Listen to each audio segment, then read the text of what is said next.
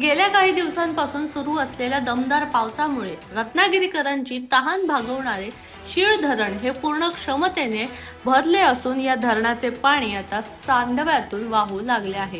धरणाची पाणी पातळी आता 120.35 मीटरवर पोहोचली असून सांडव्यावरून प्रति सेकंद 2.18 घनमीटर वेगाने पाण्याचा विसर्ग सुरू झाला आहे।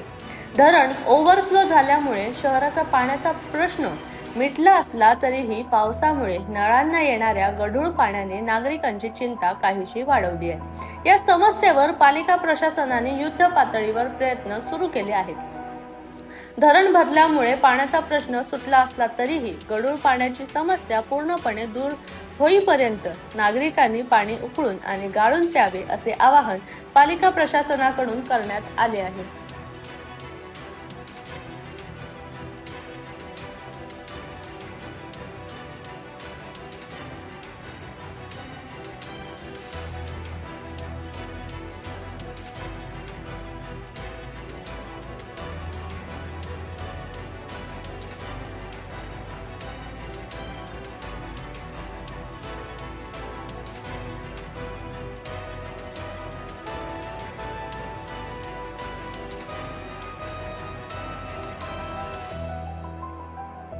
रत्नागिरी जिल्ह्यात गेल्या काही दिवसापासून दमदार पावसाने हजेरी लावलेले आहे आणि हा दमदार पावसामुळे रत्नागिरीकरांना जे शिव धरणातून पाणी पुरवलं होतं ते शिव धरण आता ओव्हरफ्लो झालेलं आपण जर बघितलं तर या ठिकाणी सांडव्यावरून शिव धरणाच्या सांडव्यावरून जे आहे पाण्याचा विसर्ग होताना दिसतोय।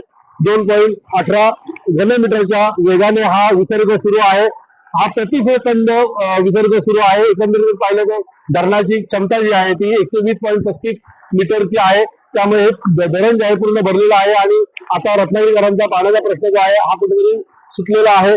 जरी असं असलं तरी देखील मुसळधार पाऊस पडत असल्यामुळे रत्नागिरीकरांना नळातून जे पाणी येतं ते गढूळ पाणी येतं। त्यामुळे नागरिकांची चिंता जी आहे ती कुठेतरी वाढलेली आहे। मात्र पालिका प्रशासन यावर युद्ध पातळीवर प्रयत्न करत आहे आणि हे पाणी जे आहे शुद्ध करून आणि स्वच्छ करून देण्याचा पालिकेचा प्रयत्न आहे। परंतु जरी हे गढूळ पाणी पाऊस ते सगळीकडे जोरदार बरसतो त्यामुळे गढूळ पाणी येणार आहे।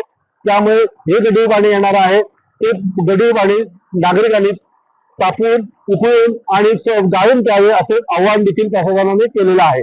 सचिन सावंत, नवराष्ट्र, रत्नागिरी।